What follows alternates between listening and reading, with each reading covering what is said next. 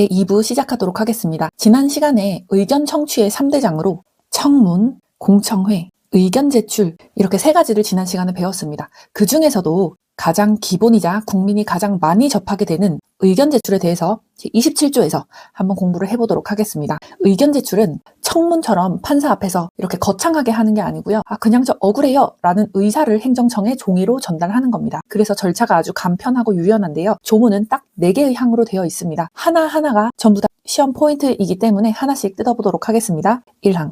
당사자 등은 처분 전에 그 처분에 관할 행정청에 서면이나 말로 또는 정보통신망을 이용하여 의견 제출을 할 수 있다. 서면, 말, 정보통신망. 이게 바로 1항의 핵심입니다. 행정 업무는 원래 문서주의가 원칙이죠. 하지만 여기서는 국민의 편의를 위해서 의견 제출만큼은 구술로 하는 것도 허용을 해준다. 반드시 종이로 각 잡고 써서 가지 않아도 된다는 겁니다. 인터넷, 정보통신망을 이용한 것도 당연히 되고요.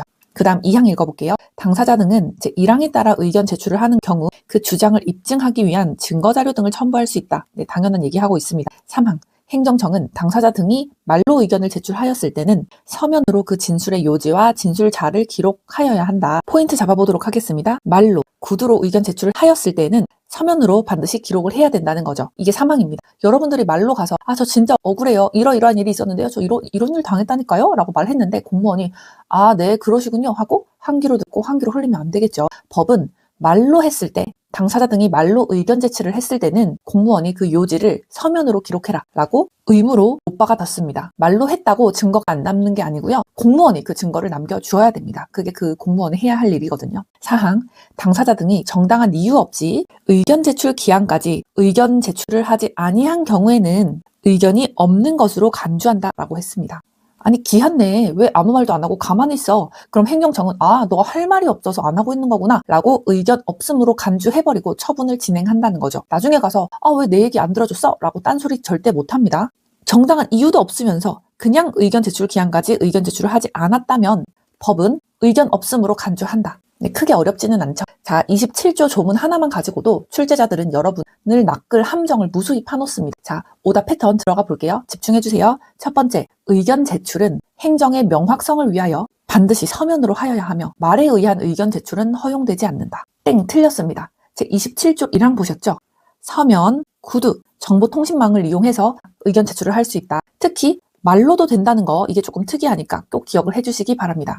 오답 유형 2번째, 잘 들어보세요. 당사자가 말로 의견 제출을 한 경우 행정청은 필요하다고 인정되는 경우에 한하여 그 진술의 요지를 기록할 수 있다. 아닙니다. 말로 의견을 했을 때는 반드시 무조건 서면으로 그 진술의 요지와 진술자를 기록하여야 한다라고 의무로 되어 있고요. 공무원 마음대로 공무원이 필요하다고 생각하는 경우에 한해서만 그 진술의 요지를 기억하고 안 하고를 결정할 수 있는 것 아니다. 그 다음 오답 유형 3번째, 당사자가 정당한 이유 없이 기간 내에 의견 제출을 하지 않은 경우 해당 처분에 대하여 반대하는 것으로 본다. 틀렸죠. 아무 말 없으면 반대하는 게 아니라 의견이 없는 것으로 봅니다. 반대하는 것으로 본다 라고 하면 틀린 선택지고요. 의견이 없는 것, 즉 할 말 없음으로 처리하고 행정청은 예정대로 처분을 때린다는 겁니다. 자, 마지막 오답 유형 4번째, 의견 제출 절차는 약식 절차이므로 당사자는 단순히 의견을 진술할 수 있을 뿐 증거 자료는 제출할 수 없다? 틀렸습니다. 2항 볼게요. 주장을 입증하기 위한 증거 자료 등을 첨부할 수 있다 라고 명시되어 있습니다. 말만 하면 안 믿어주니까 증거도 낼 수 있게 법에서 할 수 있다 라고 규정을 하고 있죠. 자, 27조 요약 정리하고 넘어가도록 하겠습니다. 의견 제출은 서면뿐만이 아니라 말, 구술, 인터넷, 정보통신만 모두 된다. 2번째, 말로 의견 제출을 할 때는 공무원이 서면으로 반드시 받아 적어야 한다. 의무. 또 3번째, 기한 내에 정당 내에 제출하지 않았을 때는 의견 없음으로 간주한다. 반대하는 것을 보는 게 아니라 할 말 없네? 라고 간주를 해준다. 27조는 국민이 편하게 말할 수 있게 해주되 말을 너가 안 하면 권리 포기로 볼게? 라고 하는 굉장히 심플한 논리입니다. 특히 말, 구술 가능과 기록 의무 이거 반드시 시험에 단골로 나오니까 꼭 기억해 주시기 바랍니다. 자, 27조에서 우리가 저 억울해요 라고 의견을 내는 방법에 대해 알아봤었죠. 의견을 냈다면 이제 공은 행정청으로 넘어갔습니다. 과연 행정청은 내 의견을 무시해도 될까요? 절대 안 되겠죠. 그 안전장치가 바로 27조의 이 조항입니다. 조문을 먼저 읽고 핵심을 뜯어보도록 하겠습니다. 1항, 행정청은 처분을 할 때 당사자 등이 제출한 의견이 상당한 이유가 있다고 인정하는 경우에는 이를 반영하여야 한다. 의무로 명시가 되어 있습니다. 2항 행정청은 당사자 등이 제출한 의견을 반영하지 아니하고 처분을 한 경우 당사자 등이 처분이 있음을 안날부터 90일 이내에 그 이유와 설명을 요청하면 서면으로 그 이유를 알려야 한다. 다만 당사자 등이 동의하면 말, 정보통신망 또는 그 밖의 방법으로 알릴 수 있다. 27조의 2항 여기서 시험에 나오는 핵심 포인트 3가지 잡고 가도록 할게요. 첫 번째, 상당한 이유가 있다고 인정될 땐 반영하여야 한다. 이게 반영할 수 있다는 재량이 아니고요. 국민의 말이 맞다 싶으면 무조건 해야 하는 기속 의무, 즉 의무 규정입니다. 당사자 등이 제출한 의견이 맞다고 인정되면 공무원이 자의적인 판단하지 말고 맞으면 인정하라는 뜻입니다. 두 번째, 공무원이 당사자 등이 제출한 의견을 반영하지 않고 처분을 때렸습니다. 그럼 국민은 궁금하겠죠. 왜 내 말, 내 요청 안 들어줬지? 이때 따질 수 있는 기간이 안날부터 90일 이내입니다. 안날부터 90일이라는 이 90일이라는 숫자 반드시 기억을 해주세요. 참고로 행정심판 청구 기간도 안날부터 90일 이내입니다. 이것도 함께 묶어서 암기를 해주세요. 그리고 핵심 포인트 3번째, 답변의 형식인데요. 원칙은 서면으로 그 이유를 알려야 됩니다. 이게 원칙입니다. 하지만 당사자 등이 동의를 하면 예외적으로 말, 구두로 설명을 드리거나 정보통신망, 문자 이렇게도 가능하다는 거죠. 국민이 그냥 무슨 종이로 쓰지 마시고요. 그냥 전화로 설명을 해주세요. 동의할게요. 라고 하면 그때는 전화나 문자로도 설명이 가능하다는 겁니다. 27조의 2는 굉장히 짧은 조문이긴 한데요. 함정이 나오면 꽤 깊게 나올 수 있습니다. 오답 패턴 알려드리도록 할게요. 첫 번째, 아주 기본적인 오답 패턴입니다. 행정청은 제출된 의견이 상당한 이유가 있다고 인정하는 경우에도 행정의 효율성을 고려하여 이를 반영하지 아니할 수 있다. 틀렸죠? 반영하여야 한다. 의무라고 반드시 말씀을 드렸었습니다. 이유가 타당한데 안 받아주면 그건 공무원의 직무유기입니다. 오답 유형 두 번째, 이거 조금 고난도니까 집중해서 들어주세요. 당사자는 제출한 의견이 반영되지 않은 경우 처분이 있은 날부터 90일 이내에 그 이유의 설명을 요청할 수 있다. 이거 어디가 틀렸지? 네, 틀린 설명이고요. 처분이 있은 날이 아니라 처분이 있음을 안날입니다. 안날. 이거 진짜 조심하셔야 돼요. 처분이 있은 날이 아니고 안날. 이거 시험에서 오답 선지로 꼬아서 내는 기본 중에 기본입니다. 하지만 너무 잘 헷갈릴 수가 있겠죠. 자, 오답 유형 3번째. 행정청이 의견을 반영하지 않고 처분하는 경우에는 처분과 동시에 그 이유를 서면으로 알려야 된다. 아닙니다. 처분과 동시에 서면으로 이유를 알려야 되는 게 아니라 그 이유의 설명을 요청하면 당사자 등이 왜 의견이 반영 안 됐어요? 라고 그 이유의 설명을 요청하면 그때 알려주는 겁니다. 요청도 안 했는데 일일이 하나하나 다 설명해주지 않습니다. 오답 유형 4번째, 이유 설명 요청에 대하여 행정청은 신속한 처리를 위하여 말 또는 정보통신망으로 알릴 수 있다.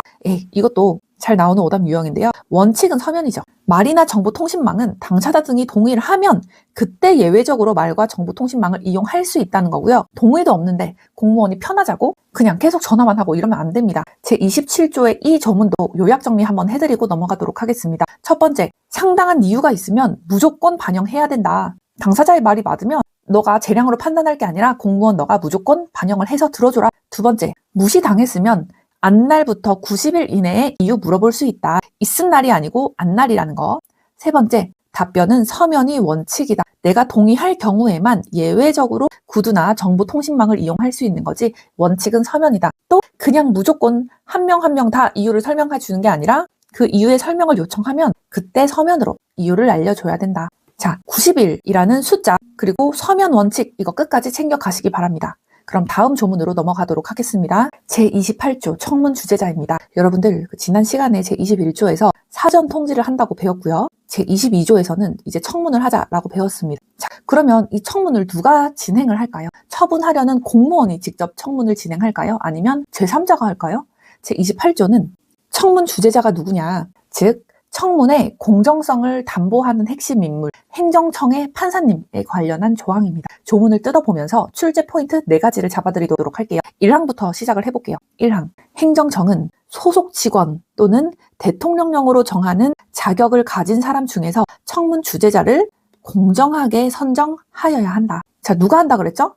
소속 직원도 가능하네. 또 대통령령으로 정하는 자격을 가진 사람, 이게 즉 외부 전문가를 의미하는데요. 이 외부 전문가도 가능하다는 거죠. 근데 문제에서 이렇게 나올 수 있어요. 행정청은 청문 주재자를 반드시 외부 전문가로 대통령령으로 정하는 자격을 가진 사람으로만 해야 한다. 네, 그러면 안 됩니다. 공정하게만 선정했다면 소속 직원, 내부 직원도 가능하다. 하지만 공정성이 핵심이다. 이게 포인트고요. 2항 읽어보도록 하겠습니다. 행정청은 다음 각 호의 어느 하나에 해당하는 처분을 하려는 경우에는 청문 주재자를 2명 이상으로 할 수 있다. 이 경우 선정된 청문 주재자 중 1명이 청문 주재자를 대표한다. 아래 나온 1, 2, 3호 이 경우에는 청문 주재자를 2명 이상 선정할 수 있다는 거네요.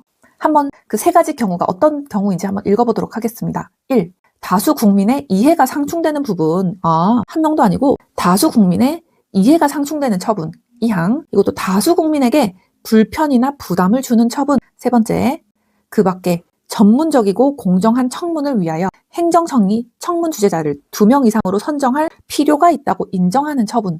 이렇게 3가지 경우에는 청문 주재자를 특이하게 2명 이상으로 선정할 수 있다고 합니다. 즉 원칙은 1명인데 지금 아래 3가지 경우를 보면 사안이 굉장히 복잡하고 파급력이 클 것 같죠. 따라서 이러한 경우에는 2명 이상의 합의체로 할 수 있다. 이때 대표는 누가 한다? 선정된 주재자 중에 1명이 대표한다. 또 제3자가 대표한다 하면 틀립니다. 3항. 행정청은 청문이 시작되는 날부터 7일 전까지 청문 주재자에게 청문과 관련한 자료를 미리 통지하여야 한다. 자, 자료 전달 시기가 나왔는데요. 이 숫자 꼭 기억을 해주셔야 됩니다. 헷갈리면 안 되는 게요. 당사자에게 청문 열리니까 오세요 라고 통지하는 건 며칠 전이었죠? 제21조에서 한번 돌아가 볼까요? 청문이 시작되는 날부터 10일 전까지 당사자 등에게 통지하여야 한다라고 했습니다. 그런데 청문 주재자에게 이 자료 좀 읽고 청문 오시기 전에 좀 공부 좀 해서 오세요 라고 주는 건 7일 전까지다. 이게 바꿔치기로 굉장히 출제가 잘 되거든요. 행정청의 판사님도 기록을 검토할 시간은 줘야죠. 따라서 당사자 등에는 10일, 주재자에게는 7일. 이거 바꿔치기 안 되도록 꼭 주의를 해주세요. 10일 전 하면 틀린다. 4항과 5항 한 번에 읽어보도록 하겠습니다. 4항. 청문 주재자는 독립하여 공정하게 직무를 수행하여야 하며 그 직무 수행을 이유로 본인의 의사에 반하여 신분상 어떠한 불이익도 받지 아니한다. 5항. 제1항 또는 2항에 따라 선정된 청문 주재자는 형법이나 그 밖의 다른 법률에 다른 벌칙을 적용할 때에는 공무원으로 본다. 4항과 5항은 독립성과 신분에 관련한 조항인데요. 청문 주재자는 행정청 눈치 보지 말고 독립해서 공정하게 직무를 수행해라. 청문을 진행해라 라는 겁니다. 청문 주재자는 행정청이 시키는 대로 하는 꼭두각시가 아니라는 걸 법에서 담고 있는 거죠. 자, 그리고 5항의 별표 하나를 치도록 하겠습니다. 만약에 외부 변호사가 주재자가 됐습니다. 그런데 이 외부 변호사가 뇌물을 받았어요. 하면서 저는 공무원이 아니니까 뇌물 받아도 되는데요? 라고 하면 안 된다는 거죠. 형법이나 그 밖에 다른 법률에 따른 벌칙을 적용할 때에는 공무원으로 본다. 즉 뇌물죄 처벌 가능하다는 겁니다. 자, 그럼 지금부터 출제자들이 파놓은 오답 패턴으로 완전히 28조 정리를 해드리도록 하겠습니다. 집중해주세요. 오답 패턴 첫 번째, 공정성을 위하여 청문 주재자는 반드시 행정청 소속 직원이 아닌 외부 전문가 중에서 선정하여야 한다.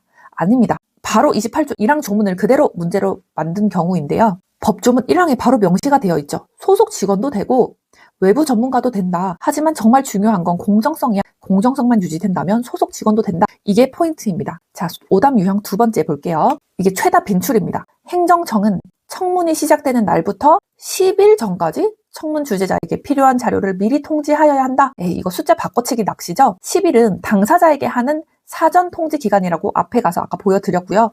청문 주재자에게 자료를 주는 건 7일 전입니다. 주 7 이렇게 외우세요. 주재자는 7일이다. 주 7일이죠, 저희. 주재자는 7일이다.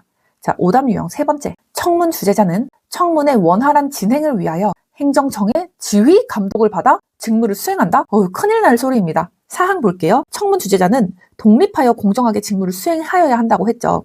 지휘, 감독 하에 직무 수행한다? 절대 안 됩니다. 독립하여 수행합니다. 행정청이 간섭할 권한 없습니다. 오답 유형 네 번째. 청문은 신속한 진행을 위하여 어떠한 경우에도 1인의 주재자가 주재하여야 한다? 아닙니다. 다수의 국민의 이해가 다 걸려 있다거나 또는 전문성이 필요하다면 2명 이상으로도 선정할 수 있습니다. 28조 조금 길었는데요. 요약 정리하고 끝내도록 하겠습니다. 첫 번째, 청문 주재자는 내부 직원도 되고 외부 전문가도 된다. 두 번째, 중요한 사건은 2명 이상 가능하다. 세 번째, 주재자에게 자료는 7일 전까지 줘라. 비교로 당사자 통지는 10일 전입니다. 네 번째, 주재자는 독립적이며 돈을 받으면 공무원처럼 처벌을 받을 수 있다. 자, 28조에서 청문 주재자를 뽑았습니다. 그런데 알고 보니까 그 주재자가 처분 당사자의 친형이에요. 아니면 예전에 이 사건을 담당했던 담당 공무원이라면 지금 고양이에게 생선을 맡기는 꼴이 되겠죠. 그래서 제29조는 공정한 청문을 위해서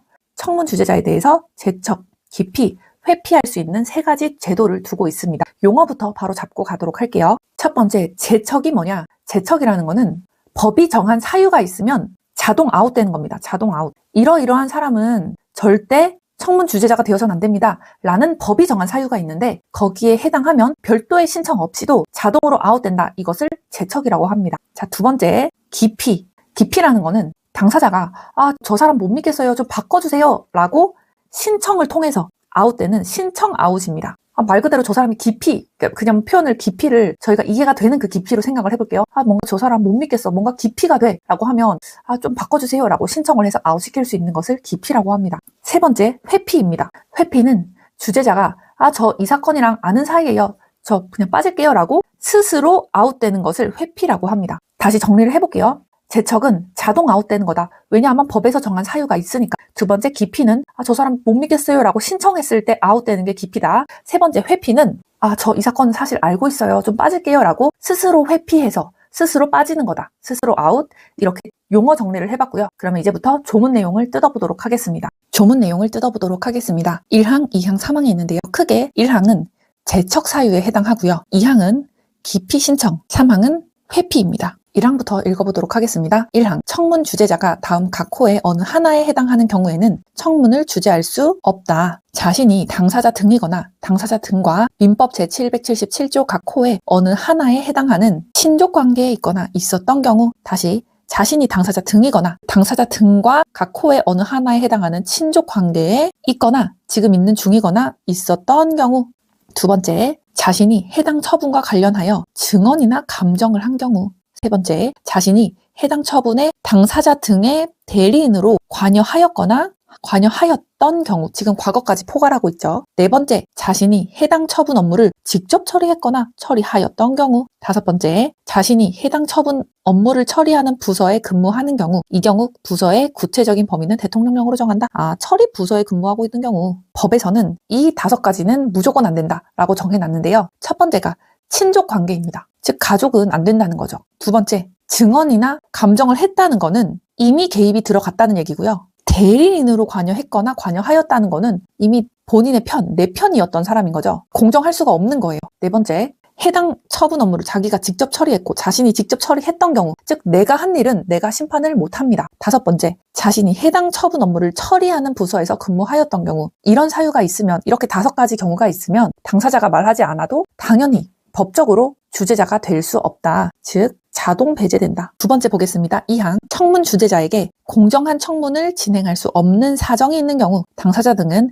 행정청에 기피 신청을 할 수 있다. 이 경우 행정청은 청문을 정지하고 그 신청이 이유가 있다고 인정할 때에는 해당 청문 주재자를 지체 없이 교체하여야 한다. 제척 사유에는 안 걸리는데 왠지 뭔가 찜찜하고 불안합니다. 주재자가 평소에 나랑 원수지간인데 뭔가 제가 공정하게 안 할 것 같아. 그럴 경우에는 당사자는 행정청에 기피 신청을 할 수 있다는 거죠. 이때 중요한 절차가 뭐냐? 행정청이 일단 기피 신청에 들어오면 청문을 스톱, 정지를 시키고 그리고 이제 심사를 해서 그 신청이 이유가 있다, 인정이 되면 그때 지체 없이 교체를 해준다는 거죠. 이 절차도 꼭 기억을 해주세요. 세 번째, 회피입니다. 3항, 청문 주재자는 제1항 제척이나 2항 기피 신청의 사유에 해당하는 경우에는 행정청의 승인을 받아 스스로 청문의 주재를 회피할 수 있습니다. 스스로라는 데서 알 수 있는 것은 회피는 주재자의 양심에 따른다는 거죠. 주재자가 보기에 내가 하기에 좀 그런데 좀 마음이 좀 그런데? 라고 하면 행정청의 승인을 받아서 스스로 청문의 주재를 회피할 수 있다는 겁니다. 근데 여기서 중요한 점은 그냥 도망가는 게 아니고요. 행정청의 승인을 받아야 된다. 이제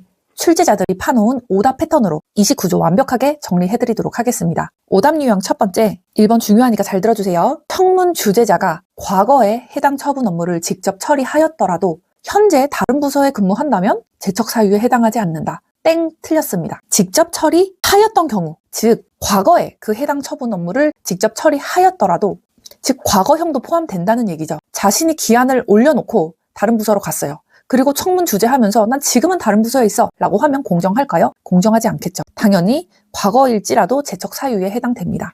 그 다음 오답 요형 두 번째, 당사자가 기피 신청을 하더라도 청문 절차는 정지되지 않으며, 벌써 틀렸죠? 정지된다고 했습니다. 정지되지 않으며 행정청의 결정이 있을 때까지 진행된다? 틀렸습니다. 기피 신청이 들어오면 청문을 정지하고 스탑을 하고 그리고 나서 그 신청이 이유가 있는지 없는지를 심사해야 된다. 불공정한 사람일 수도 있는데 계속 진행하면 안 되겠죠. 그 다음 오답 유형 세 번째, 청문 주재자는 제척 사유에 해당하는 경우 별도의 승인 없이 스스로 회피할 수 있다? 아닙니다. 회피는 반드시 행정청의 승인을 받아서 해야 합니다. 자기 맘대로 나 오늘 기분도 안 좋고 뭔가 공정한 판단이 안 될 것 같아.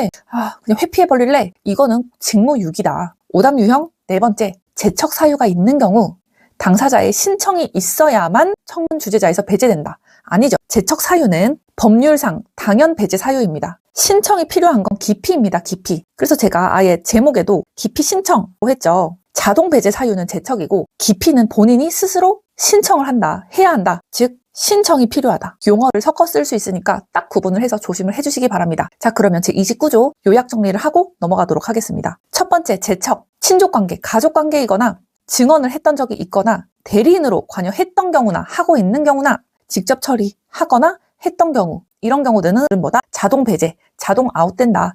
두 번째, 기피. 당사자가 신청해야 한다. 신청이 포인트. 그리고 신청이 들어오면 일단 스탑한다. 일단 정지를 한다. 세 번째, 회피는 스스로 청문회 주재자에서 빠진다. 다만 중요한 점은 뭐다? 행정청의 승인이 있어야 된다. 제29조는요, 여러분, 스포츠 경기의 심판을 생각하시면 쉽습니다. 스포츠 경기에서 가족이 선수로 뛰고 있는데 그 친형이 이렇게 심판을 하면 안 되죠. 편파 판정을 할 위험이 있기 때문에 그런 경우 심판이 빠진다와 같은 스포츠 경기의 심판을 생각하시면 쉬울 것 같습니다. 그러면 다음 조문으로 넘어가도록 하겠습니다. 제30조 청문회 공개. 여러분, 청문은 행정청이 진행하는 재판과 비슷한 절차라고 지금 말씀드리고 있죠. 그런데 실제 법원에서의 재판은 누구나 가서 볼 수 있는 공개 재판이 원칙입니다. 그렇다면 행정청의 청문은 어떻게 될까요? 무조건 공개일까요? 아니면 비밀일까요? 그 기준을 정한 것이 제30조입니다. 조문을 먼저 읽고 분석을 해보도록 하겠습니다. 조문은 굉장히 짧습니다. 청문은 당사자가 공개를 신청하거나 청문 주재자가 필요하다고 인정하는 경우에 공개할 수 있다. 다만 공익 또는 제3자의 정당한 이익을 현저히 해칠 우려가 있는 경우에는 그럴 경우에만 예외적으로 공개하여서는 아니 된다. 자, 여기서 시험에 나오는 핵심 포인트 딱 두 개를 잡도록 하겠습니다. 첫 번째, 청문은 아무 때나 공개하는 게 아니다. 언제 공개할 수 있느냐? 딱 두 가지인데, 첫 번째, 당사자가 공개를 신청하거나 처분받는 사람이 나 떳떳해 이거 공개하자 라고 신청을 하거나, 두 번째, 청문 주재자가 필요하다고 인정하는 경우 직권으로 이건 좀 사람들이 알아야겠다라고 싶어서 필요하다고 인정할 때 직권으로 공개를 시킬 수가 있습니다. 오직 이 두 가지 경우에만 청문은 공개할 수가 있다. 다만 뒷부분에 비공개 의무가 나오는데요. 공익 또는 제3자의 정당한 이익을 현저히 해칠 우려가 있는 경우에는 공개가 절대 금지됩니다. 아무리 당사자가 원해서 신청을 여러 번 하고 청문 주재자도 이거 확 그냥 공개해버려 라고 원한다고 해도 공익을 해칠 우려가 있거나 제3자의 정당한 이익을 현저히 해칠 우려가 있으면 이거는 재량이 아니라 공개해서는 안 된다라고 의무적으로 법에서 못 받고 있습니다. 아주 심플해 보이는 조문인데요. 출제자들은 말장난의 귀재들입니다. 오답 패턴 한번 알아볼게요. 첫 번째, 청문은 공개를 원칙으로 하되 예외적인 경우에 비공개로 할 수 있다. 아닙니다. 법원 재판은 공개가 원칙인 건 맞아요. 하지만 청문은 그냥 공개가 원칙이야 라고 하면 틀립니다. 왜냐하면 조건이 있었으니까. 당사자가 공개를 신청하거나 청문 주재자가 필요하다고 인정할 때 그때 공개할 수 있는 구조입니다. 즉 별말 없으면 그냥 비공개 상태인 거죠. 무조건 공개가 원칙이다 라고 하면 틀립니다. 오답 유형 두 번째, 당사자가 공개를 신청한 경우에는 공익을 해칠 우려가 있더라도 반드시 공개해야 한다? 안 됩니다. 단서 조항 보셨죠? 공익이나 제3자의 정당한 이익을 현저히 해칠 우려가 있으면 아무리 당사자가 공개해달라고 빌어도 절대 공개해서는 안 된다. 공익이 우선입니다. 공익. 오답 유형 세 번째, 청문의 공개는 당사자의 신청이 있는 경우에 한하여 가능하며 청문 주재자가 직권으로 공개할 수는 없다. 아닙니다. 당사자가 신청을 하거나 또 청문 주재자가 필요하다고 인정할 때는 직권으로도 공개할 수 있다라고 말씀을 드렸죠. 오답 유형 네 번째, 제3자의 정당한 이익을 현저히 해칠 우려가 있는 경우 청문 주재자는 재량으로 비공개 결정을 할 수 있다. 이거 말장난에 속기 쉬운데요. 해칠 우려가 있으면 재량이 아니라 무조건 의무적으로 공개해서는 안 됩니다. 선택권이 없다는 점 요약 정리하고 넘어가도록 할게요. 첫 번째, 청문 공개는 당사자의 신청 또는 주재자의 직권으로 가능하다. 다시 첫 번째, 청문 공개는 당사자의 신청 또는 주재자의 직권으로 가능하다. 두 번째, 공익이나 제3자의 침해 우려가 있으면 절대 불가다. 세 번째, 무조건 공개가 원칙인 것은 아니다. 제30조는 누가 공개를 만드는지, 신청인지 직권인지, 또 언제 공개가 막히는지 이 두 가지 축만 기억하시면 됩니다. 제31조 청문회 진행입니다. 앞서서 28조에서 청문회 주재자를 뽑았고요. 제30조에서 그 청문회 공개 여부를 결정했으니까 이제부터는 본격적으로 청문이라는 경기를 어떻게 진행하는가에 관련한 내용입니다. 조문 순서대로 하나씩 살펴보면서 포인트를 잡아보도록 하겠습니다. 1항, 청문 주재자가 청문을 시작할 때에는 먼저 예정된 처분의 내용, 그 원인이 되는 사실 및 법적 근거 등을 설명하여야 한다. 자, 포인트는 청문을 시작할 때입니다. 청문을 시작할 때에는 누가 먼저 한다? 청문 주재자가 먼저 한다. 당사자가 가서 청문의 시작을 저 억울해요부터 외치는 걸로 시작하는 게 아니고요. 심판관, 즉 주재자가 자, 행정청이 당신에게 영업정지를 내리려고 하는데 이유는 이렇고 법적 근거는 이렇습니다. 라고 먼저 설명해 줘야 됩니다. 그래야 당사자가 뭘 방어할지 알게 되는 거죠. 그래서 중요한 점은 뭐다? 청문 주재자가 청문을 시작할 때에는 예정된 처분의 내용, 그 원인이 되는 사실 및 법적 근거 등을 먼저 설명하여야 한다. 2항, 당사자 등은 의견을 진술하고 증거를 제출할 수 있으며 참고인이나 감정인 등에게 질문할 수 있다. 즉, 당사자는 의견을 진술하고 증거를 제출할 수 있죠. 이거는 당연히 저희가 생각하는 당사자의 역할인데 추가적으로 당사자 등이 참고인이나 감정인 등에게 질문할 수도 있다. 이게 포인트입니다. 즉, 당사자는 공격과 방어 둘 다 된다는 거죠. 자신의 할 말, 의견 진술만 하는 게 아니라 반대로 반대 신문, 질문까지도 할 수 있다는 거. 중요합니다. 3항, 당사자 등이 의견서를 제출한 경우에는 그 내용을 출석하여 진술한 것으로 본다. 뭐뭐로 본다라고 하는 거는 그렇게 간주하겠다는 거죠. 즉, 당사자 등이 의견서를 제출했다. 서면 제출한 것을 출석하여 진술한 것. 즉, 출석 진술과 동일하게 같은 거로 간주하겠다는 겁니다. 이거 굉장히 중요합니다. 당사자가 너무 떨려서 혹은 바빠서 못 가고 의견서 서면만 제출했습니다. 그렇다고 이걸 무시하면 안 된다는 거죠. 법은 의견서를 냈으면 청문장에 와서 말한 것과 똑같이 취급을 해준다. 즉, 직접 출석해서 진술한 것으로 본다. 네 번째, 사항. 청문 주재자는 청문의 신속한 진행과 질서 유지를 위하여 필요한 조치를 할 수 있다. 이거는 심판의 권한입니다. 객석에서 누가 난동을 부리면 제재할 수 있다는 거죠. 5항. 청문을 계속할 경우에는 행정청은 당사자 등에게 다음 청문의 일시 및 장소를 서면으로 통지하여야 하며 당사자 등이 동의하는 경우에는 전자문서로 통지할 수 있다. 다만 청문에 출석한 당사자 등에게는 그 청문일에 청문 주재자가 말로 통지할 수 있다. 5번, 여기서 문제 출제될 가능성이 굉장히 높은데요. 청문이 하루에 다 안 끝난 겁니다. 그래서 다음번에 모여서 다시 합시다 라고 할 때 날짜 통지는 어떻게 하느냐. 자, 볼게요. 청문을 계속할 경우에는 행정청은 당사자 등에게 다음 청문의 일시 및 장소를 서면으로 통지하여야 한다. 이게 원칙인 겁니다. 원칙은 뭐다? 서면 통지다. 하지만 예외적으로 당사자 등이 동의하는 경우에는 전자문서로도 통지할 수 있다. 다만 이것도 예외죠. 청문에 출석을 한 당사자 등에게는 그냥 그 청문일에 현장에서 구술로 통지가 가능합니다.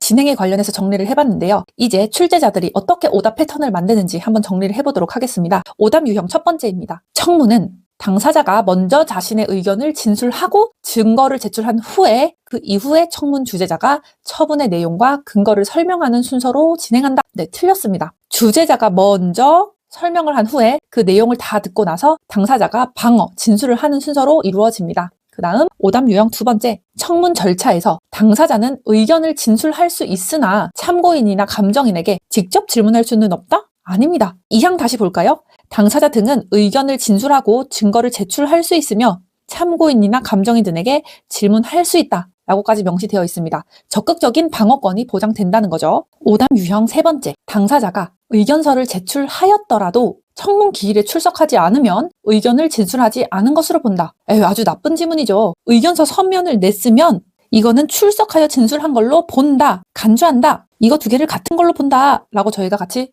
봤었잖아요. 네, 효력을 인정을 해주고 있습니다. 그 다음 오답 유형 네 번째 중요하니까 잘 들어주세요. 청문을 계속할 경우 행정청은 모든 당사자에게 다음 청문 기일을 말로 통지할 수 있다. 틀렸습니다. 말로 하는 건 누구한테만? 청문에 출석한 당사자에게만 현장에서 구술 통지가 가능하다고 했죠. 안 나온 사람한테 허공에다가 대고 말하면 못 듣잖아요. 그쵸? 안 나온 사람에게는 원칙대로 서면 통지해야 한다. 제31조 요약 정리 한번 해보도록 하겠습니다. 청문의 진행, 청문의 시작은 먼저 청문 주재자가 설명하면서 시작한다. 두 번째, 당사자는 반대 신문도 가능하다. 세 번째, 의견서를 제출한 거는 출석하여 진술한 것과 동일한 걸로 간주해준다. 네 번째, 다음의 날짜를 잡을 때는 현장에 있는 당사자 등에게는 구두로 말로 통지할 수 있다. 이렇게 4가지 요약을 해봤고요. 제31조는 재판의 축소판입니다. 특히 마지막 5항에 출석한 자에게 말로 통지 가능 이 부분은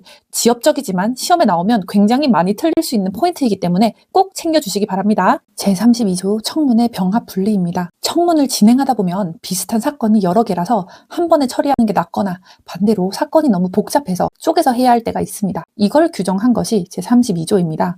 한번 읽어볼게요. 청문의 병합 분리. 행정청은 직권으로 또는 당사자의 신청에 따라 여러 개의 사안을 병합하거나 분리하여 청문을 할 수 있다. 행정청이 청문을 하려고 보니까 A식당, B식당, C식당 이렇게 한 골목 안에 있는 A식당과 B식당, C식당 모두 전부 같은 날에 미성년자에게 술을 팔다가 걸렸습니다. 내용이 완전 똑같죠. 이럴 때 따로따로 A식당 부르고 B식당 부르고 C식당 부르고 이러지 말고 다 같이 와서 한 번에 합시다 라고 합칠 수 있다는 거예요. 이런 걸 병합이라고 합니다. 반대는 분리고요.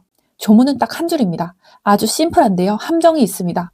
행정청은 직권으로 또는 당사자의 신청에 따라 여러 개의 사안을 병합하거나 분리하여 청문을 할 수 있다라고 했죠. 핵심 키워드 2개 잡고 갈게요. 첫 번째, 직권 또는 당사자의 신청이 있어야 할 수 있다. 즉 직권으로 행정청이 알아서 야 이거 합치자라고 할 수도 있는 거고요. 당사자의 신청, 이거 저희 사건들 비슷하니까 저희 그냥 같이 받게 해주세요 라고 신청할 수도 있다는 거죠. 두 번째, 신청권자의 제한입니다. 당사자는 되는데 제가 따로 이렇게 표시를 해놨죠.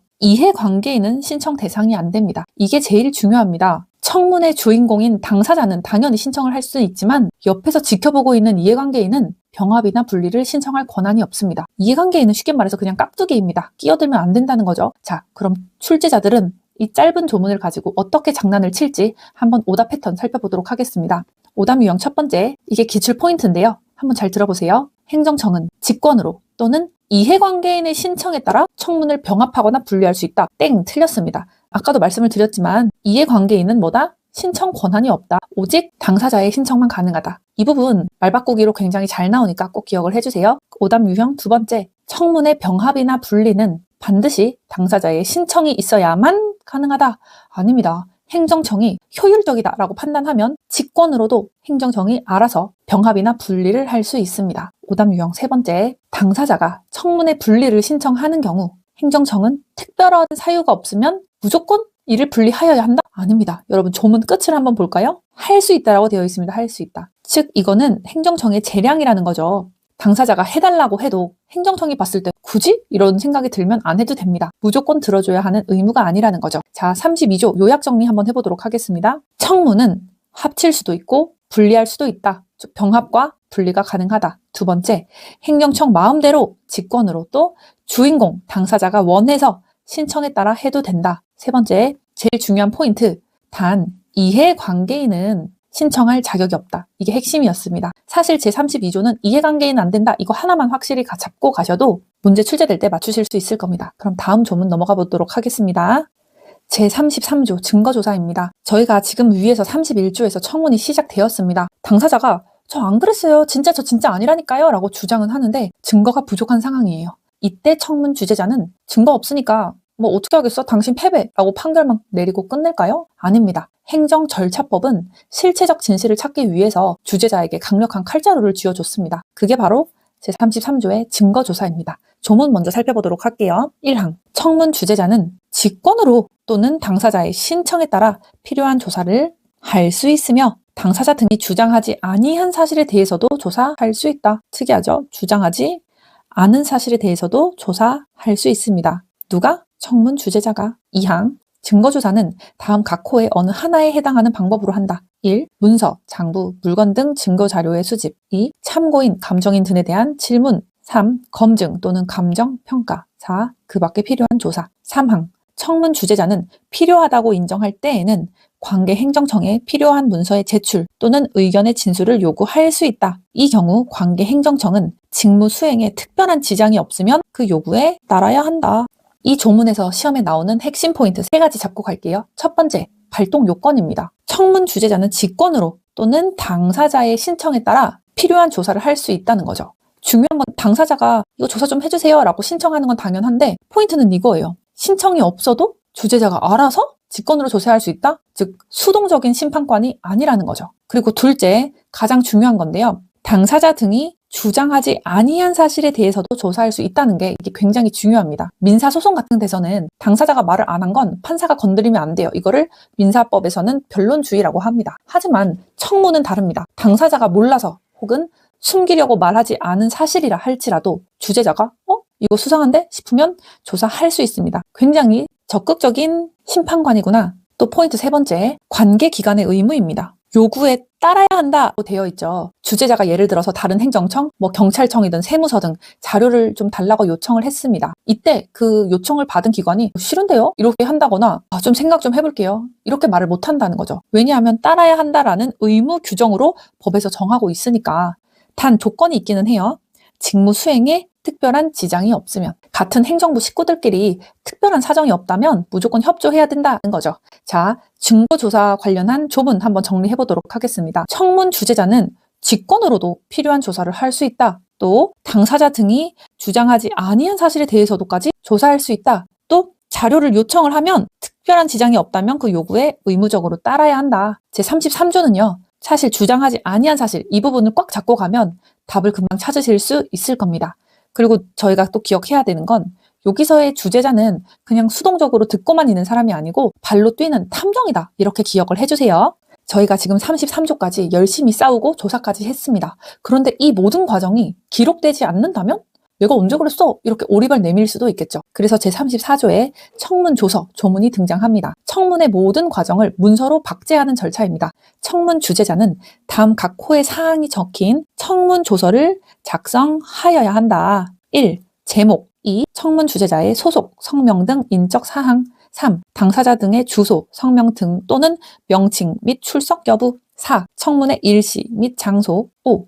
당사자 등의 진술의 요지 및 제출된 증거. 6.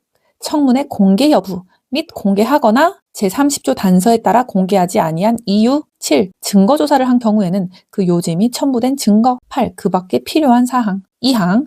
당사자 등은 청문 조서의 내용을 열람, 확인할 수 있으며 이의가 있다면 그 정정을 요구할 수 있다. 이 조문에서 나오는 핵심 포인트 3가지 잡고 가겠습니다. 첫 번째, 작성자가 누구냐? 작성자는 청문 주재자입니다. 행정청의 공무원이 사무실에 앉아서 이렇게 손으로 쓰는 게 아니고요. 현장에서 진행을 맡았던 청문 주재자가 직접 그 청문 조서 작성 의무를 지고 있습니다. 두 번째, 필수 기재 사항. 이 중에서도 6번, 7번이 가장 중요한데요. 단순히 누가 왔다 갔는지 출석부만 적는 게 아닙니다. 특히 6호를 보시면 30조에서 만약 청문을 비공개를 했다면 왜 비공개를 했는지 그 이유를 반드시 적어야 됩니다. 그리고 제33조에서 주재자가 탐정처럼 조사한 내용 있죠? 그 증거 조사를 한 경우에는 그 요지와 첨부된 증거까지도 반드시 적어야 됩니다. 2항, 당사자의 권리. 당사자 등은 청문 조서의 내용을 열람, 확인할 수 있으며 이의가 있을 때는 정정을 요구할 수 있다. 주재자가 기록을 그냥 제 멋대로 왜곡해서 적을 수도 있잖아요. 그래서 당사자는 내가 한 말 제대로 적었는지 보여주세요 라고 열람을 요청할 수도 있고, 틀렸으면 이거 좀 고쳐주세요 라고 정정을 요구할 수도 있습니다. 이 조문이 굉장히 내용은 단순해 보이는데요. 출제자들은 여러분들이 방심했을 때 그때를 노립니다. 그래서 오답 패턴 철저히 공부를 하고 갈게요. 집중해주세요. 오답 패턴 첫 번째, 당사자는 청문 조서의 내용을 열람할 수는 있으나 기재된 내용에 이의가 있더라도 정정을 요구할 수 없다? 에이, 말도 안 되죠. 내 진술이 왜곡됐는데 구경만 하고 있을 수 없잖아요. 당연히 정정을 요구할 수 있습니다. 방어권의 핵심입니다. 오답 유형 두 번째, 청문을 공개하지 아니한 경우 그 사유는 행정청의 내부 결정 사항이므로 청문 조서에 기재하지 아니한다? 아니죠. 제1항 6호를 다시 볼게요. 청문의 공개 여부 및 공개하거나 제30조 단서에 따라 공개하지 아니한 이유도 필수 기재 사항입니다. 자, 오답 유형 세 번째, 청문 주재자는 청문이 시작되기 전에 미리 청문 조서를 작성해야 한다? 이거는 논리적으로 말이 안 되죠. 청문을 해봐야 그래야 그 내용을 적을 거 아닙니까? 시작 전이 아니라 종료 후에 청문 조서를 작성해야 된다. 시작 전에 미리, 청문 후에 작성하여야 한다. 네 번째, 청문 조서에는 당사자의 진술 요지만 기재하며 제출된 증거는 별도로 보관하고 조서에는 기재하지 않는다. 틀렸습니다. 5호를 한번 보도록 할게요. 당사자 등의 진술의 요지 및 제출된 증거. 진술의 요지도 기재사항이고요. 제출된 증거도 기재사항입니다. 조서에 필수적으로 모두 포함되어야 됩니다. 자, 34조 요약 정리 한번 해보도록 하겠습니다. 청문 조서는 누가 쓴다? 청문 주재자가 쓴다. 그리고 필수 기재사항에서 비공개한 이유, 그리고 제출된 증거와 증거조사의 결과까지 모두 다 적어줘야 된다. 또 세 번째, 당사자 등은 청문 조서 내용 열람 확인뿐만이 아니라 이의가 있으면 정정을 요구할 수도 있다. 제34조는 기록이 기억을 지배한다는 걸 보여주는 조문입니다. 특히 정정 요구권이 있다는 점, 이거라도 꼭 확실히 챙겨가 주시면 좋겠습니다. 자, 이제는 기록도 끝났으니까 마무리를 해야겠죠. 다음 조문으로 넘어가도록 하겠습니다. 제35조 청문회 종결입니다. 네, 이제 청문회 끝이 보이네요. 33조에서 조사를 했고 34조에서 조서까지 썼죠. 그러면 이제 청문 주재자가 이상으로 청문을 마칩니다 라고 종결을 선언해야겠죠. 그런데 만약에 당사자가 안 나타났을 때도 무작정 끝낼 수 있을까요? 이 부분에서 시험 문제가 쏟아집니다. 조문을 먼저 보면서 핵심 포인트를 잡아보도록 하겠습니다. 1항, 청문 주재자는 해당 사안에 대하여 당사자 등의 의견 진술, 증거 조사가 충분히 이루어졌다고 인정하는 경우에는 청문을 마칠 수 있다. 당사자 등의 의견 진술과 증거 조사가 충분히 이루어졌다고 인정하는 경우에 청문을 마칠 수 있다는 거죠. 2항, 3항까지 다 보도록 하겠습니다. 2항, 청문 주재자는 당사자 등의 전부 또는 일부가 정당한 사유 없이 청문 기일에 출석하지 아니하거나 제31조 제3항에 따른 의견서를 제출하지 아니한 경우에는 이들에게 다시 의견 진술 및 증거 제출의 기회를 주지 아니하고 청문을 마칠 수 있다. 3항도 한번 해볼게요. 청문 주재자는 당사자 등의 전부 또는 일부가 정당한 사유로 청문 기일에 출석하지 못하거나 제31조 제3항에 따른 의견서를 제출하지 못한 경우에는 10일 이상의 기간을 정하여 이들에게 의견 진술 및 증거 제출을 요구하여야 하며 해당 기간이 지났을 때 청문을 마칠 수 있다. 2항, 3항 비교해서 볼게요. 청문에 노쇼한 거죠. 그런데 2항과 3항의 차이가 뭐다? 이거는 정당한 사유가 없고 3항은 정당한 사유가 있는 거예요. 자, 2항부터 볼게요. 정당한 사유가 없이 그냥 배째라고 안 온 경우입니다. 그러면 주재자가 봐줄 필요가 없겠죠. 그냥 기회를 주지 않고 청문을 바로 끝마칠 수 있다는 겁니다. 종결 가능하다는 거죠. 세 번째, 정당한 사유가 있을 경우예요. 오다가 오는 길에 교통사고가 났거나 천재지변이 났어요. 그런데 바로 끝내버리면 너무 억울하겠죠. 이때는 절대로 바로 끝내면 안 되고요. 10일 이상의 기간을 정해서 정당한 사유로 못 온 사람에게는 반드시 다시 기회를 줘야 된다. 그 기간은 10일 이상이어야 한다는 거죠. 이 숫자를 꼭 기억을 해주세요. 청문 통지도 10일 전, 다시 기회를 주는 것도 10일, 이렇게 깔맞춤으로 되어 있구나.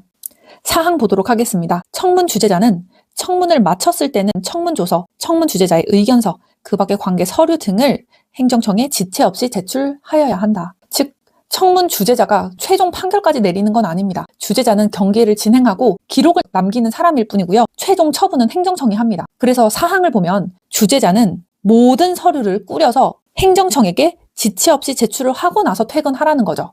자, 이제 출제자분들이 파놓은 오답 패턴 완벽하게 정리를 해드릴게요. 첫 번째, 청문 주재자는 당사자가 정당한 사유로 출석하지 못한 경우에도 신속한 절차 진행을 위하여 청문을 임의로 마칠 수 있다. 안 되죠. 정당한 사유가 있으면 무조건 10일 이상의 기간을 주고 기다려줘야 됩니다. 오답 유형 두 번째, 당사자가 정당한 사유 없이 출석하지 않은 경우 청문 주재자는 반드시 1회 이상 출석 요구를 다시 하여야 한다?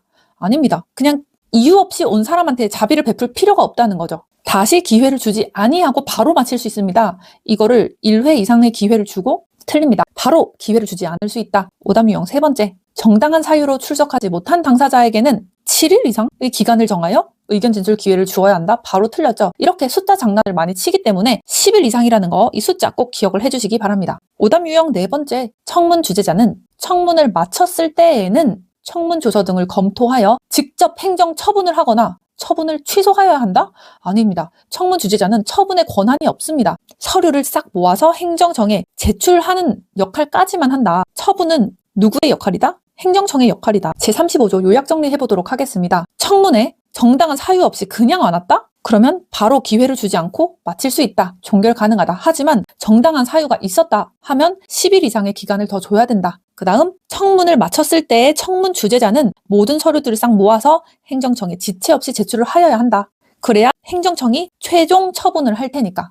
제35조는 정당한 사유가 있냐 없냐에 따라서 주재자의 태도가 완전히 달라진다는 점 꼭 기억을 해주시기 바랍니다. 자, 이것까지 해서 이제 길고 길었던 청문 절차가 끝났습니다. 그 다음 조문부터는 이 결과를 어떻게 반영해야 하는지 한번 살펴보도록 하겠습니다. 제35조의 이 청문 결과의 반영입니다. 위에서 35조에서 청문 주재자가 이제 서류 보따리를 싹 싸서 행정청한테 넘겼습니다. 이제 공은 행정청에게 넘어왔죠. 행정청은 이 관련 서류를 싹 어떻게 해야 될까요? 그냥 참고만 하고 원래 하려던 처분대로 그대로 하면 될까요? 절대 안 됩니다. 제35조의 이 청문 결과의 반영, 이 조문 아주 짧지만 강력한 한방이 있기 때문에 한번 제대로 살펴보도록 하겠습니다. 행정청은 처분을 할 때에 제35조 제4항에 따라 받은 청문 조서, 청문 주재자의 의견서, 그 밖의 관계 서류 등을 충분히 검토하고 상당한 이유가 있다고 인정하는 경우에는 청문 결과를 반영하여야 한다. 여기서 시험에 나오는 포인트는 두 개인데요.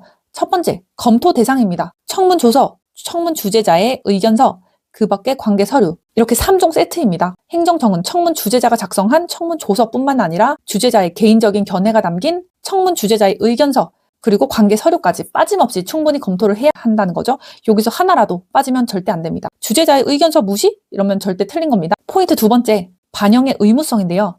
상당한 이유가 있다고 인정하면 그때 반영하여야 한다라고 했습니다. 이거 어디서 많이 봤었죠? 위에서 제27조의 2에서 의견 제출 결과 반영과 똑같습니다. 구조가 똑같습니다. 청문 결과가 타당하다, 즉 상당한 이유가 있다라고 인정되면 행정청은 청문 결과를 무조건 의무적으로 반영을 해야 된다는 거죠. 재량이 아닙니다. 행정청 자존심 세우지 말고 전문가인 주재자의 말이 맞으면 따르라는 겁니다. 자, 이 내용은 심플한데요. 출제자들은 이 의무를 재량으로 바꾸는 장난을 제일 좋아합니다. 오답 패턴 들어갈 테니까 한번 집중해 보세요. 오답 패턴 첫 번째, 행정청은 청문 결과 상당한 이유가 있다고 인정하는 경우에도 행정의 효율성을 고려하여 이를 반영하지 아니할 수 있다. 네, 땡, 틀렸죠. 이유가 있는데 안 받아준다? 이거 직무유기입니다. 반드시 반영하여야 합니다.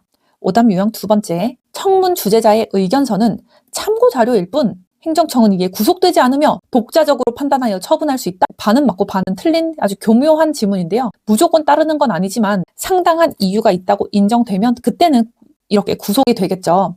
즉 이유가 타당한데도 주재자의 의견을 무시하고 마음대로 처분하면 그게 위법이라는 겁니다. 자, 오답 유형 세 번째, 행정청은 청문 조서의 사실관계만을 검토하여 반영 여부를 결정하며 청문 주재자의 개인적인 의견서는 검토 대상이 아니다? 아닙니다. 조문에도 명시되어 있죠. 이거 3종 세트라고. 청문 조서, 청문 주재자의 의견서, 그 밖에 관계 서류, 이 3종 세트는 반드시 가져가야 된다. 즉 전문가의 판단도 존중해야 된다라는 법의 취지가 담겨져 있는 조문입니다. 이 조문 요약 정리 한번 해볼게요. 첫 번째, 행정청은 이 3종 세트를 검토해야 된다. 청문조서, 의견서, 관계서류. 그 다음, 상당한 이유가 있으면 무조건 의무적으로 반영해야 된다. 무조건 그거를 들어줘야 된다는 거죠. 반영할 수 있다? 라고 재량으로 나오면 틀린다는 거.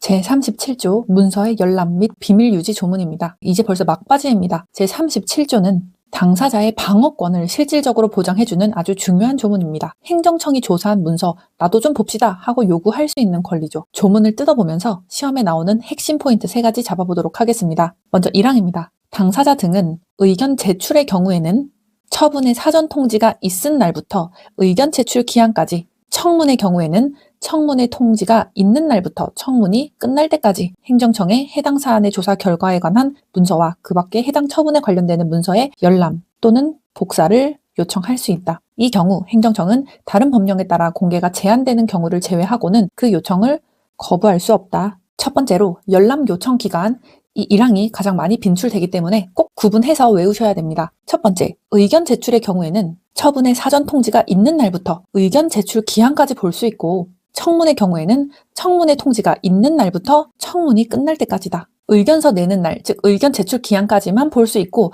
의견 제출 기한이 끝나면 못 본다는 거고요. 청문 절차 같은 경우에는 청문은 현장에서 싸우는 거죠. 그래서 청문이 끝날 때까지만 볼 수 있다. 여기서 청문 시작 전까지 볼 수 있다라고 하면 틀리고요. 또 뜬금없이 청문을 얘기해서 의견 제출 기한까지 요청할 수 있다라고 해도 틀립니다. 자, 의견 제출의 경우는 뭐다? 처분의 사전 통지가 있는 날부터 의견 제출 기한까지, 그 다음 청문의 경우에는 청문의 통지가 있는 날부터 청문이 끝날 때까지. 뒷부분 꼭 구분해서 기억해 주시기 바랍니다. 계속 조항을 읽어보도록 하겠습니다. 2항, 행정청은 1항의 열람 또는 복사의 요청에 따르는 경우 그 일시 및 장소를 지정할 수 있다. 3항, 행정청은 1항 후단에 따라 열람 또는 복사의 요청을 거부하는 경우에는 그 이유를 소명하여야 한다. 즉 행정청이 귀찮아서 안 보여줄래 이렇게 하면 안 된다는 거죠. 만약에 거부할 거면 말로만 하지 말고 제대로 그 이유를 소명하여야 한다라고 명시하고 있습니다. 4항 보도록 할게요. 1항에 따라 열람 또는 복사를 요청할 수 있는 문서의 범위는 대통령령으로 정한다. 5항, 행정청은 제1항에 따른 복사에 드는 비용을 복사를 요청한 자에게 부담시킬 수 있다. 즉 복사해달라고 요청을 했으면 종이값은 누가 낸다? 요청한 자, 당사자가 내야 된다는 거죠. 공짜가 아닙니다. 그리고 6항 볼게요. 누구든지 의견 제출 또는 청문을 통하여 알게 된 사생활이나 경영상 또는 거래상의 비밀을 정당한 이유 없이 누설하거나 다른 목적으로 사용하여서는 아니 된다. 즉 문서를 보다가 알게 된 남의 비밀을 떠벌리고 다니면 안 된다는 거죠. 비밀 유지 의무가 있다. 제37조는 굉장히 내용이 심플해 보이는데요. 기간 가지고 장난치면 많이 낚일 수 있습니다. 오답 패턴 들어갈 테니까 한번 집중해주세요. 오답 유형 첫 번째, 청문의 경우 당사자는 청문회 통지가 있는 날부터 의견 제출 기한까지 문서의 열람을 요청할 수 있다. 틀렸습니다. 청문은 언제까지라고 했죠? 청문이 끝날 때까지 열람 또는 복사를 요청할 수 있습니다. 오답 유형 두 번째, 의견 제출의 경우 당사자는 처분이 있을 때까지 문서의 열람을 요청할 수 있다? 아닙니다. 의견 제출은 의견 제출 기한까지만 볼 수 있지 이거를 또 오답 유형으로 처분이 있을 때까지, 처분 시까지 이렇게 나와도 바로 걸러내셔야 됩니다. 오답 유형 세 번째, 문서의 복사에 드는 비용은 행정 절차의 공정성을 위하여 행정청이 부담한다. 아니죠. 세상에 공짜는 없습니다. 복사를 요청한 자에게 부담시킬 수 있다가 정답입니다. 수익자 부담 원칙입니다. 오답 유형 네 번째, 행정청은 당사자의 열람 요청이 있는 경우 행정 업무에 지장이 있다고 판단이 되면 재량으로 이를 거부할 수 있다? 틀렸습니다. 업무 지장 같은 핑계는 안 통하고요. 오직 다른 법령에 따라서 공개가 제한되는 경우 그때만 거부할 수 있습니다. 제37조 한번 간단하게 정리하고 넘어가 보도록 하겠습니다. 의견 제출은 뭐다? 의견 제출 기한까지 열람 또는 복사를 요청할 수 있고 청문의 경우에는 청문이 끝날 때까지 열람 또는 복사를 요청할 수 있다. 그리고 복사비는 복사를 요청한 자가 낸다. 수익자 부담 원칙. 그리고 사생활이나 비밀을 정당한 이유 없이 누설하거나 다른 목적으로 사용해서는 안 된다. 비밀 유지 의무가 있다. 여기만 확실히 잡아도 시험 문제에서 반드시 맞추실 수 있을 겁니다. 제38조 공청회 개최의 알림입니다. 자, 드디어 청문이 끝났고요. 이제 공청회로 넘어왔습니다. 청문은 당사자랑 싸우는 거였죠. 공청회는 뭐냐? 국민, 전문가 등 누구든지 와서 떠들 수 있는 오픈된 토론회라고 생각해 주시면 됩니다. 그러니까 사람들이 날짜를 알고 찾아오게 하려면 시간을 미리 넉넉히 줘야겠죠. 조문을 한번 뜯어보면서 핵심 포인트 잡아드리도록 하겠습니다. 한번 읽어볼게요. 행정청은 공청회를 개최하려는 경우에는 공청회 개최 14일 전까지 다음 각 호의 사항을 당사자 등에게 통지하고 관보, 공보, 인터넷 홈페이지 또는 일간 신문 등에 공고하는 등의 방법으로 널리 알려야 된다.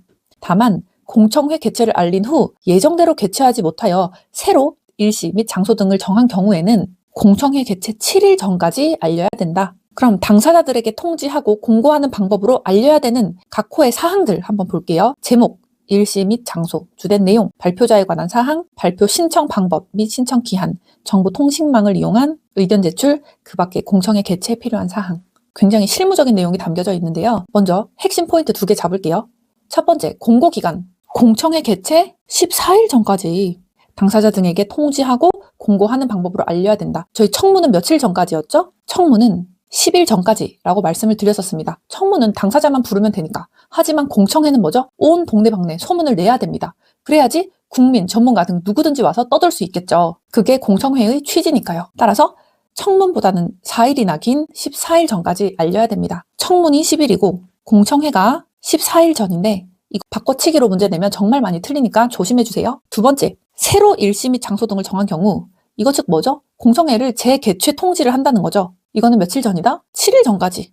예를 들어서 공청회 날짜를 이미 잡았는데 태풍이 온다고 하는 거예요. 그래서 취소를 시킬 수밖에 없는 상황에 날짜를 다시 잡아야겠죠. 이때 또 다시 14일을 기다려야 될까요? 아닙니다. 이미 한번 소문을 냈으니까 이번에 조금 짧게 7일 전까지만 알려주면 된다. 자, 내용은 심플한데 숫자가 나오면 무조건 시험에서 나올 수 있습니다. 언제든지 나올 수 있기 때문에 오답 패턴으로 완벽하게 정리를 해보자고요. 오답 유형 첫 번째, 행정청은 공청회를 하려는 경우 공청회 개최 10일 전까지 주요 내용을 공고하여야 한다? 틀렸습니다. 10일은 청문이라고 했죠. 헷갈리시면 안 됩니다. 공청회는 더 널리 알려야 되니까 4일 전까지 알려야 된다. 오답 유형 두 번째, 공청회를 예정대로 개최하지 못하여 새로 일시 및 장소 등을 정한 경우에는 다시 14일 전까지 알려야 된다? 아닙니다. 이거는 재개최 통지니까 7일 전까지만 알리면 된다. 즉 기간이 반으로 줄어드네? 이렇게 생각하시면 좋겠죠? 오답 유형 아까 두 번째 했고 세 번째, 공청회 개최 통지는 처분의 직접 상대방인 당사자에게만 개별적으로 통지하면 되며 일반인에게 공고할 필요는 없다? 아닙니다. 이거는 완전 개념조차 잡지 못한 케이스인데요. 공청회의 본질이 뭡니까? 널리 의견을 듣는 거죠. 조문에 뭐라고 돼 있죠? 관보, 공보, 인터넷 홈페이지 또는 일간 신문에 공고하는 방법 등으로 널리 알려야 된다. 즉 당사자한테만 언제 와? 라고 귓속말하면 안 된다는 겁니다. 요약 정리 한번 해볼게요. 공청회는 14일 전까지 알려라. 비교로 청문은 10일 전까지 알렸고 날짜를 다시 잡아서 재개최를 해야 될 때는 공청회 개최 7일 전까지 절반 기간만큼만 알리면 된다. 그리고 관보, 공보, 인터넷, 일간 신문 등 공고하는 방법으로 널리 알려라. 즉 숫자 싸움이기 때문에 14일 전, 7일 전 꼭 기억을 해주시기 바랍니다. 제38조의 2 온라인 공청회입니다. 여러분, 세상이 변했습니다. 예전에는 공청회를 하려면 체육관이나 강당을 빌려서 사람들을 직접 모아야 됐지만 이제는 인터넷으로도 할 수 있죠. 코로나19 이후의 중요성이 급부상한 조문입니다. 쉽게 말해서 유튜브 라이브나 줌으로 공청회를 하는 겁니다. 조문을 뜯어보면서 시험에 나오는 핵심 포인트 3가지 잡도록 하겠습니다. 조문 읽어보도록 하겠습니다. 1항, 행정청은 제38조에 따른 공청회와 정보통신망을 이용한 공청회, 이하 온라인 공청회를 실시할 수 있다. 1항부터 굉장히 중요한데요. 즉 병행 개최만 가능하다는 거죠. 행정청이 편하려고 인터넷으로만 할게요 라고 하면 안 된다는 겁니다. 원칙은 현장 공청회, 오프라인 공청회를 열면서 동시에 온라인으로 송출하는 병행 방식만 가능하다. 즉 요거는 뭐라고 기억하면 좋을까요? 온라인은 거들 뿐이다. 2항입니다. 1항에도 불구하고 다음 각 호의 어느 하나에 해당하는 경우에는 온라인 공청회를 단독으로 개최할 수 있다. 1. 국민의 생명, 신체, 재산의 보호 등 국민의 안전과 권익보호 등을 이유로 제38조에 따른 공청회를 개최하기 어려운 경우. 2. 제38조에 따른 공청회가 행정청이 책임질 수 없는 사유로 개최되지 못하거나 개최는 되었으나 정상적으로 진행되지 못하고 무산된 횟수가 3회 이상인 경우. 3. 행정청이 널리 의견을 수렴하기 위하여 온라인 공청회를 단독으로 개최할 필요가 있다고 인정하는 경우, 다만 제22조 2항 1호 또는 3호에 따라 공청회를 실시하는 경우는 제외한다. 이렇게 예외 조항도 있습니다. 끝까지 한번 같이 읽어볼게요. 3항. 행정청은 온라인 공청회를 실시하는 경우 의견 제출 및 토론 참여가 가능하도록 적절한 전자적 처리 능력을 갖춘 정보통신망을 구축 운영하여야 한다. 4항. 온라인 공청회를 실시하는 경우에는 누구든지 정보통신망을 이용하여 의견을 제출하거나 제출된 의견 등에 대한 토론에 참여할 수 있다. 누구든지. 5항. 제1항부터 제4항까지 규정한 사항 외에 온라인 공청회의 실시 방법 및 절차에 관하여 필요한 사항은 대통령령으로 정한다. 2항부터 보도록 하겠습니다. 2항은 단독 개최에 관련한 얘기인데요. 단독 개최가 가능한 경우는 피치 못할 사정이 있을 때 그때 온라인만 단독으로 할 수 있습니다. 이 사유 3가지 이거 외워야 되는데요. 한번 하나씩 보도록 하겠습니다. 2023년 국가직 9급에서 나왔으니까 이번엔 올해도 출제될 가능성이 충분히 높다. 1. 국민의 생명, 신체, 재산의 보호 등 국민의 안전 또는 권익 보호 등의 이유로 공청회를 개최하기 어려운 경우. 자, 예를 하나 기억해둘게요. 코로나처럼 전염병이 돌거나 또는 천재지변이 났을 때. 기억나시죠? 코로나 때 저희 2단계 거리두기, 2.5단계 거리두기, 3단계도 있었나? 3단계 거리두기 이렇게 있었잖아요. 이런 시국에서 오프라인 강당에 다 모아놓고 서로의 의견을 얘기해라 라고 하면 국민의 생명, 신체가 보호되지 못하겠죠. 따라서 이럴 경우에는 온라인 단독 개최가 가능하다. 2번째, 3회 이상 무산이 됐을 때. 숫자 기억해주세요. 3회. 현장 공청회를 하려고 했는데 사람들이 난동을 부리거나 무슨 일들이 계속 벌어져서 3회 이상 무산이 됐어요. 그럴 경우에는 이제 온라인 공청회만 단독으로 개최 가능하다. 숫자 3을 꼭 기억을 해주세요. 이게 2회 이상으로 이렇게 오답 선지로 나오던데 틀렸습니다. 3회 이상입니다. 3번째, 행정청이 인정할 때, 즉 널리 의견을 듣고 싶은데 다른 법에서 꼭 현장 공청회를 하라고 강제한 경우가 아니면 행정청이 필요에 따라서 온라인 공청회만 단독으로 개최해도 괜찮다고 인정할 수도 있습니다. 그리고 4항 보도록 할게요. 제가 동그라미를 쳤는데 토론에 참여할 수 있는 주체는 누구든지다.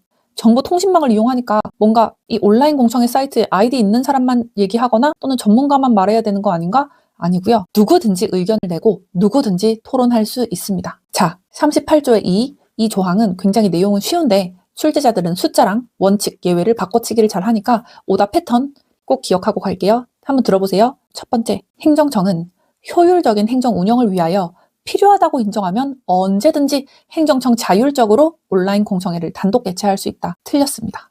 원칙은 뭐다? 병행 개최다. 오프라인이랑 온라인 함께 개최하는 게 원칙이다. 단독 개최는 안전 문제나 3회 이상 무산 등 특별한 예외 사유가 있을 때만 가능하다는 거. 그 다음 오답 유형 2번째, 오프라인 공청회가 정상적으로 진행되지 못하고 무산된 횟수가 2회 이상인 경우 온라인 공청회를 단독 개최할 수 있다? 아니죠. 2번까지는 참아야 되고요. 3회 이상인 경우 온라인 단독 개최 명분이 생깁니다. 자, 3, 4번 이렇게 기억을 하세요. 오답 유형 3번째, 온라인 공청회에서는 당사자 등과 전문가만 참여할 수 있으며 일반 국민은 시청만 가능하다?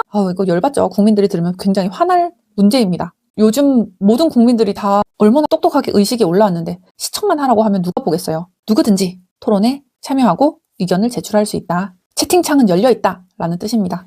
오답 유형 네 번째, 다른 법령에서 공청회 개최를 의무화하고 있는 경우에도 행정청이 필요하다고 인정하면 온라인 공청회만 단독 실시할 수 있다. 아닙니다. 제2호 3항 볼게요. 제22조 제2항 제1호 또는 제3호에 따라 공청회를 실시하는 경우 제외한다라고 했는데, 여기서 제3호가 뭐냐면 꼭 공청회를 열어라 하고 법에서 필수적 공청회를 명시하고 있는 경우가 있습니다. 이 경우에는 법에서 무조건 열라고 했는데 행정청이 맘대로 그냥 온라인만 할래? 라고 할 수 없다는 거죠. 법에서 명시된 원칙대로 필수적 공청회의 경우에는 현장 개최를 해야 된다. 이 조문 요약 정리하고 가겠습니다. 온라인 공청회의 원칙은 뭐다? 병행 개최다. 온라인, 오프라인 같이 해야 된다. 하지만 온라인만 단독 개최할 수 있는 경우가 있는데 세 가지: 생명, 신체, 재산의 보호 등 안전과 권익보호의 이유. 두 번째, 무산된 횟수가 3회 이상. 세 번째, 행정청이 단독 개최 필요가 있다고 인정하는 경우. 또 온라인 공청회에서 토론회는 누구든지 참여하고 의견 제출을 할 수 있다. 온라인 공청회는 시대의 흐름을 반영한 조문이기 때문에 꼭 챙겨가 주시기 바랍니다. 또 출제될 가능성이 있습니다. 제38조의 3, 공청회의 주재자 및 발표자의 선정입니다. 공청회 날짜도 잡았고, 아까 전에 언제 잡았죠? 14일 전에 공청회 날짜도 잡았고 방식도 정했죠. 아까 전에 뭐 병행 방식으로 할지 단독으로 할지 이렇게 정했으니까 이제 뭐를 해야 되겠죠? 누가 마이크를 잡을 거야? 누가 발표할 거야? 이거를 정해야 됩니다. 공청회의 사회자인 주재자와 공청회를 리드하는 발표자를 어떻게 뽑는지 규정한 조문을 한번 읽어보도록 하겠습니다. 조문을 뜯어보면서 시험에 나오는 핵심 포인트 3가지 잡도록 할게요. 작년에 출제되었습니다. 1항, 행정청은 해당 공청회의 사안과 관련된 분야에 전문적인 지식이 있거나 그 분야에 종사한 경험이 있는 사람으로서 대통령령으로 정하는 자격을 가진 사람 중에서 공청회의 주재자, 즉 사회자를 선정해야 된다. 즉 공청회의 사회, 주재자는 아무나 보는 게 아니라는 거죠. 전문 지식이 있거나 또 경험이 있는 사람 중에서 누가 선정한다? 행정청이 선정한다. 선정의 주체는 행정청입니다. 2항, 공청회의 발표자는 발표를 신청한 사람 중에서 행정청이 선정한다. 다만 발표를 신청한 사람이 없거나 공청회의 공정성을 확보하기 위하여 필요하다고 인정하는 경우에는 다음 각 호의 사람 중에서 지명하거나 위촉할 수 있다. 그럼 다음 각 호의 사람이 누구냐? 1. 해당 공청회의 사안과 관련된 당사자 등 2. 해당 공청회의 사안과 관련된 분야에 전문적 지식이 있는 사람 3. 해당 공청회의 사안과 관련된 분야에 종사한 경험이 있는 사람. 이 사람 중에서 행정청이 지명하거나 위촉할 수 있다는 거죠. 뒷부분이 특이하기 때문에 이 3개 중에서 지명하거나 위촉할 수 있구나. 이것만 기억하다가는 틀릴 수가 있습니다. 순서가 뭐였죠? 일단 신청한 사람 중에서 행정청이 선정하는 게 첫 번째였고요. 없으면 그제서야 지명하거나 위촉할 수 있다가 두 번째입니다. 먼저 신청한 사람 중에서 하고 그 이후에 없으면 그제 가서 지명을 하거나 위촉을 할 수 있다는 겁니다. 3항, 행정청은 공청회의 주재자 및 발표자를 지명 또는 위촉하거나 선정할 때 공정성이 확보될 수 있도록 하여야 한다. 4항, 공청회의 주재자, 발표자, 그 밖의 자료를 제출한 전문가 등에게는 예산의 범위에서 수당 및 여비와 그 밖에 필요한 경비를 지급할 수 있다. 즉 수당 지급 가능하다는 거는 바쁜 전문가들 일하지 말고 와달라고 불러놓고 열정페이를 강요하면 안 되겠죠. 예산 범위 내에서 수당, 여비, 교통비 얘기하는 거예요. 등을 지급할 수 있다라고 규정해 놓았습니다. 이 조문은 굉장히 심플하지만 출제자들은 자격 그리고 선정 방식 등을 비틀어서 내기 좋습니다. 작년에도 출제됐으니까 어떻게 출제됐는지 한번 봐볼게요. 첫 번째, 공청회의 주재자는 공정성을 위하여 반드시 해당 행정청 소속 공무원 중에서 선정하여야 된다? 아닙니다. 위에서 말했죠. 전문적 지식이 있거나 경험이 있는 사람 중에서 대통령령으로 정하는 자격을 가진 사람 중에서 행정청이 선정한다는 것이 보통적이었고요. 즉 민간 전문가나 경험자 중에서 선정한다는 거죠. 공무원만 해야 된다라는 규정은 없습니다. 오답 유형 두 번째, 이거 굉장히 많이 빈출됩니다. 두 번째, 행정청은 공청회의 발표자를 선정할 때 반드시 발표를 신청한 사람 중에서만 선정해야 되며 직접 지명할 수는 없다. 아닙니다. 신청자를 우선적으로 받지만 신청자가 없거나 또는 신청자들이 모두 찬성하는 쪽의 신청자들만 냈을 경우에는 너무 한쪽 의견으로 쏠리면 공정성 확보가 안 될 테니까 그때는 행정청이 지명하거나 위촉할 수도 있습니다. 오답 유형 세 번째, 공청회의 주재자와 발표자는 공익을 위한 봉사자이므로 수당이나 여비를 지급할 수 없다? 아닙니다. 사항에 명시가 되어 있는데요. 예산 범위 내에서 경비를 지급할 수 있습니다. 자, 마지막 네 번째, 공청회의 주재자는 발표자들이 협의하여 선정한다? 아닙니다. 이렇게 조문 공부를 하셨다면 이런 문제가 나오면 너무 황당하죠. 나를 뭐로 보는 거야? 이렇게 생각되실 수 있는데 다시 한번 확인해 볼까요? 주재자는 누가 선정한다? 행정청이 선정한다. 조문 요약 정리 한번 해볼게요. 사회자, 주재자는 행정청이 전문가나 경험 있는 사람들 중에서 선정을 한다. 두 번째, 발표자는 신청자에서 선정하는 게 원칙이지만 없으면 행정청이 지명하거나 위촉할 수 있다. 세 번째, 수당 및 여비와 경비를 지급할 수 있다. 작년에도 출제된 따끈따끈한 포인트니까 꼭 챙겨가시기 바랍니다. 제39조 공청회의 진행. 드디어 공청회 당일입니다. 카메라도 들어가고 마이크도 켜졌습니다. 제39조는 공청회라는 토론 배틀이 개판이 되지 않도록 진행 규칙을 설정한 조문인데요. 조문 순서대로 읽어보면서 핵심 포인트 잡아드리도록 하겠습니다. 1항, 공청회의 주재자는 공청회를 공정하게 진행하여야 하며 공청회의 원활한 진행을 위하여 발표 내용을 제한할 수 있고 질서 유지를 위하여 발언 중지, 퇴장 명령 등 행정안전부 장관이 정하는 필요한 조치를 할 수 있다. 주재자에게 권한이 주어졌죠. 그냥 권한인가요? 굉장히 막강한 권한입니다. 발표 내용을 제한할 수도 있고 발언 그만해, 퇴장하세요 라고까지 할 수 있는 거는 굉장히 주재자에게 막강한 권한을 법에서 주고 있다는 겁니다. 그냥 마이크만 넘겨주는 MC가 아니라는 거죠. 그냥 발언 그만하세요. 그럴 거면 나가세요. 라고 하면서 질서 유지를 시킬 수 있다. 2항 읽어볼게요. 발표자는 공청회의 내용과 직접 관련된 사항에 대하여만 발표하여야 한다. 그쵸? 관련된 것만 말해야죠. 발표자로 나온 사람이 갑자기 자신의 정치적 신념을 설파하거나 딴소리를 하면 안 되겠죠. 그래서 법이 명확히 공청회의 내용과 직접 관련된 사항에 대해서만 발표해야 된다. 라고 명시를 하고 있습니다. 딴소리를 하면 어떻게 되겠죠? 주재자가 발언을 중지시키거나 퇴장 명령을 받게 되겠죠. 3항, 공청회의 주재자는 발표자의 발표가 끝난 후에는 발표자 상호 간에 질의 및 답변을 할 수 있도록 하여야 하며 방청인에게도 의견을 제시할 기회를 주어야 된다. 여기서 포인트는 방청인에게도 의견을 제시할 기회를 준다는 겁니다. 그러니까 발표자 혼자 떠들고 내려가는 게 아니라는 거죠. 첫 번째로 발표자끼리서 발표자 상호 간에 서로 너 그건 틀린 것 같은데? 라고 상호 질의 답변을 할 수도 있는 거고, 두 번째, 구경 온 방청인, 관중들도 의견을 제시할 기회가 주어진다는 겁니다. 단 기회를 주는 거지 이 의견을 무조건 반영한다. 이렇게 확대하시면 안 됩니다. 법문 그대로 해석을 하셔야 됩니다. 자, 어떻게 보면 굉장히 상식적인 조문 아닌가 싶을 수도 있는데요. 출제자들이 어떻게 비꼬는지 한번 살펴보도록 할게요. 첫 번째, 공청회의 주재자는 발표자에게만 발언권을 부여하며 방청인에게는 의견을 제시할 기회를 줄 필요가 없다. 틀렸습니다. 옛날에 이렇게 문제가 나왔어요. 사망의 끝부분 보셨죠? 방청인에게도 의견을 제시할 기회를 주어야 된다. 공청회는 국민의 의견을 듣는 자리니까요. 오답 유형 두 번째, 발표자는 표현의 자유를 가짐으로 공청회의 내용과 직접 관련이 없는 사항에 대하여도 자유롭게 발표할 수 있다. 안 됩니다. 공청회는 사적 토론장이 아닌 공적 토론장이죠. 직접 관련된 사항에 대하여만 발표해야 됩니다. 딴소리 하면 안 된다는 거죠. 오답 유형 세 번째, 이거 살짝 조심하셔야 되는데요. 공청회의 질서 유지를 위하여 발표자 상호 간의 질의 및 답변은 허용되지 않는다. 아니죠. 무슨 독재국가도 아니고 발표가 끝나면 서로 질의 및 답변을 할 수 있도록 하여야 한다. 이게 토론의 핵심입니다. 네 번째 마지막, 공청회의 주재자는 발표자가 공청회의 목적을 저해하는 발언을 하더라도 중립을 지켜야 되니까 발언을 제한할 수 없다. 아닙니다. 공청회의 주재자는 질서 유지를 위해서 발언 중지, 퇴장 명령 등 필요한 조치를 할 수 있습니다. 39조 조문 정리하고 가도록 할게요. 공청회의 주재자는 뭐다? 난동을 부리면 쫓아낼 수 있다. 발언 중지, 퇴장 명령이 가능하다. 막강한 권한을 지니고 있다. 두 번째, 발표자는 공청회의 내용과 직접 관련된 사항에 관하여만 발표해야 된다. 쓸데없는 헛소리 하면 안 된다는 거죠. 세 번째, 방청인, 구경 온 사람에게도 마이크를 줘라. 의견을 제시할 기회를 주어야 한다. 제39조의 2, 공청회 파트의 마지막 조문입니다. 현장에서 마이크 잡고 떠든 사람들의 의견, 그리고 방구석에서 채팅창으로 낸 의견들. 자, 과연 행정청은 어디까지 들어줘야 될까요? 제39조의 2는 이에 대해서 아주 명확하게 답을 내리고 있습니다. 그럼 조문 한번 읽어보도록 하겠습니다. 행정청은 처분을 할 때에 공청회, 온라인 공청회 및 정보통신망 등을 통하여 제시된 사실 및 의견이 상당한 이유가 있다고 인정하는 경우에는 이를 반영하여야 한다. 타당한 의견이라면 행정청은 무조건 따라야 된다는 뜻입니다. 이 조문 굉장히 내용은 짧은데요. 작년에도 출제가 됐죠. 출제자들이 의무를 재량으로 바꾸거나 온라인을 차별하는 낚시 이런 걸 좋아합니다. 오답 패턴 들어가 볼게요. 오답 유형 첫 번째, 행정청은 공청회에서 제시된 의견이 상당한 이유가 있다고 인정하는 경우에도 정책적 판단에 따라 이를 반영하지 아니할 수 있습니다. 안 됩니다. 상당한 이유가 있으면 반영하여야 한다라고 의무 강행 규정으로 명시하고 있죠. 행정청의 선택권은 없습니다. 오답 유형 두 번째, 온라인 차별 낚시인데요. 온라인 공청회를 통해서 제시된 의견은 참고 자료일 뿐이므로 행정청은 이를 처분에 반영할 의무가 없다. 요즘 세상에 온라인 무시하면 큰일 나겠죠. 그래서 조문에도 아예 명시가 되어 있습니다.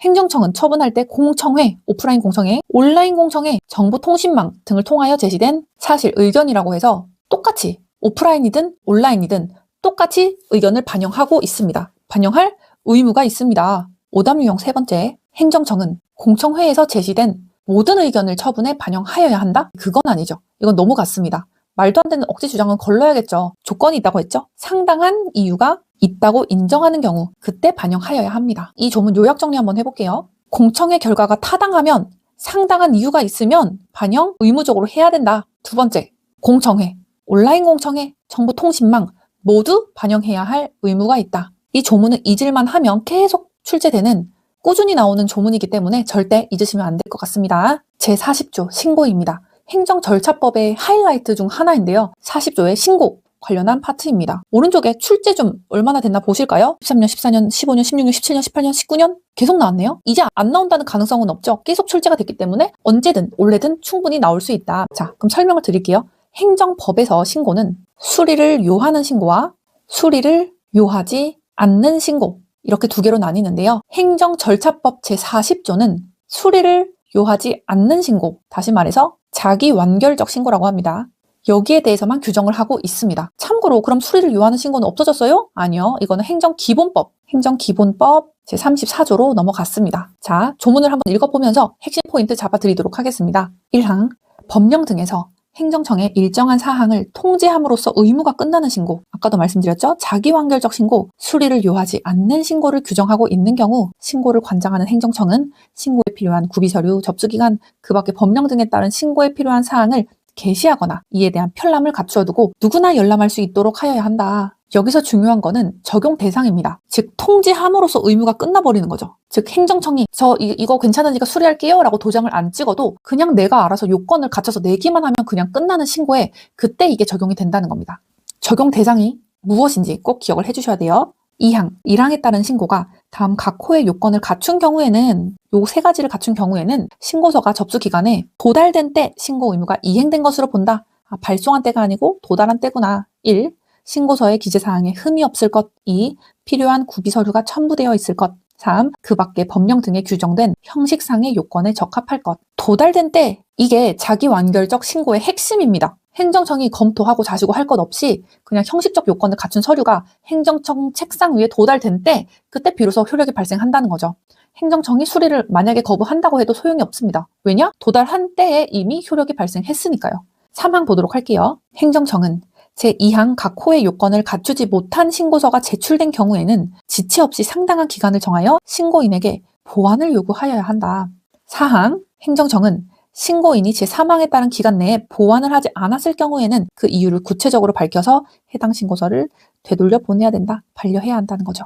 즉 서류에 흠이 있으면 바로 그냥 공무원이 찢어버려도 되나요? 아닙니다. 국민한테 기회를 줘야죠. 반드시 먼저 보완을 요구해야 됩니다. 그래도 말을 안 들으면 보완을 하지 않으면 두 번째로 그때 가서 되돌려 보내라, 반려해라 라고 하는 겁니다. 순서 다시 확인해보세요. 보완 요구를 먼저 하고 이게 미비할 경우에 그제서야 반려해야 한다는 거죠. 자, 여기서 기출이 워낙 많은 것처럼 출제자들이 파놓은 함정이 굉장히 사고가 깊어요. 오답 패턴 들어갈게요. 한번 잘 들어보세요. 첫 번째, 행정절차법 제40조는 수리를 요하는 신고와 수리를 요하지 않는 신고 모두에게 적용된다.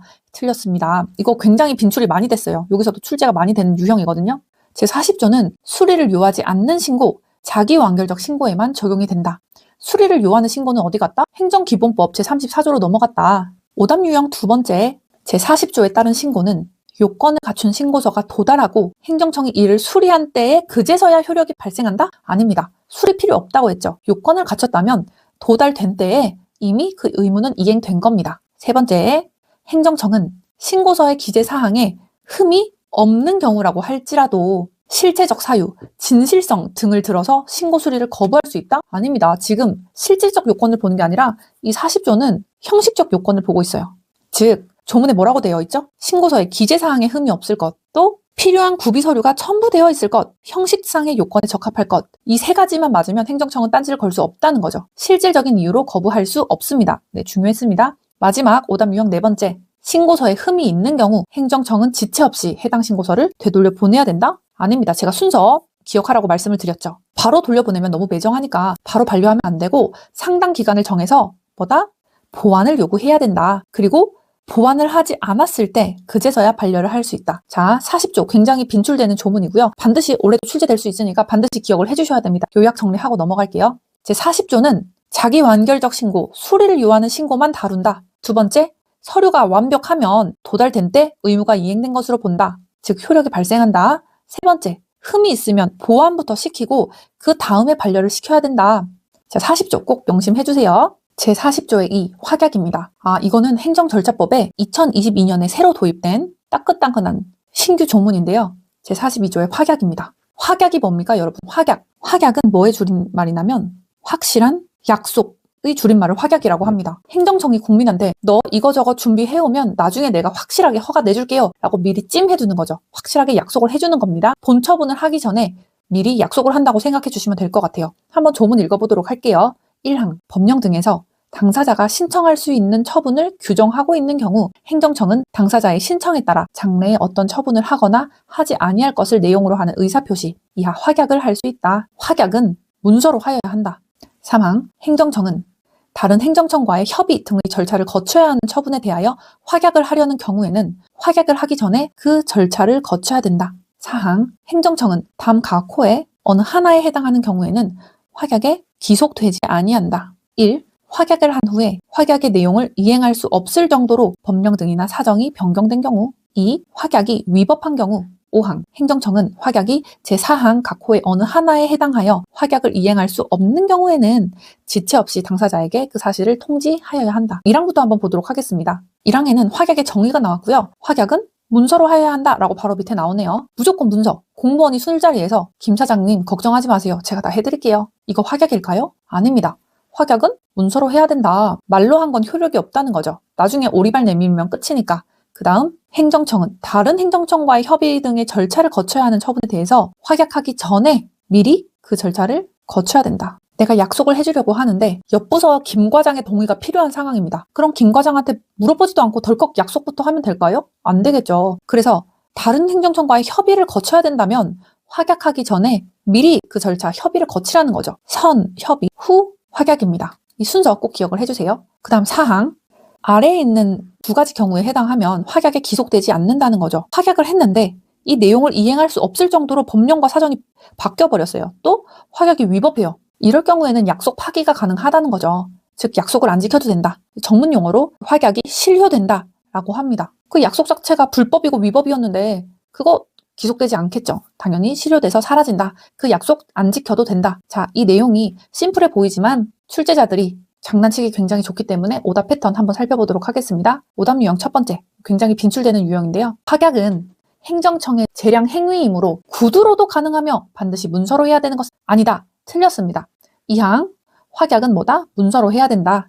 두 번째, 행정청이 유효하게 확약을 한 이상 이후에 법령이 변경되더라도 행정청은 신뢰 보호의 원칙에 따라 확약 내용을 이행하여야 한다. 아주 그럴듯하죠? 하지만 틀렸습니다. 제4항 1호 한번 다시 볼까요? 법령 등이나 사정이 변경된 경우에는 확약에 기속되지 않는다. 즉 법이 바뀌면 약속 깰 수 있다는 거죠. 오답 유형 세 번째, 다른 행정청과의 협의가 필요한 경우 신속한 처리를 위해서 우선 확약을 한 후 사후에 협의를 거칠 수 있다? 순서가 틀렸죠. 나중에 협의 안 되면 어떡할 겁니까? 그쵸? 따라서 반드시 확약을 하기 전에 먼저 협의를 거치고 그 다음에 확약을 해야 된다.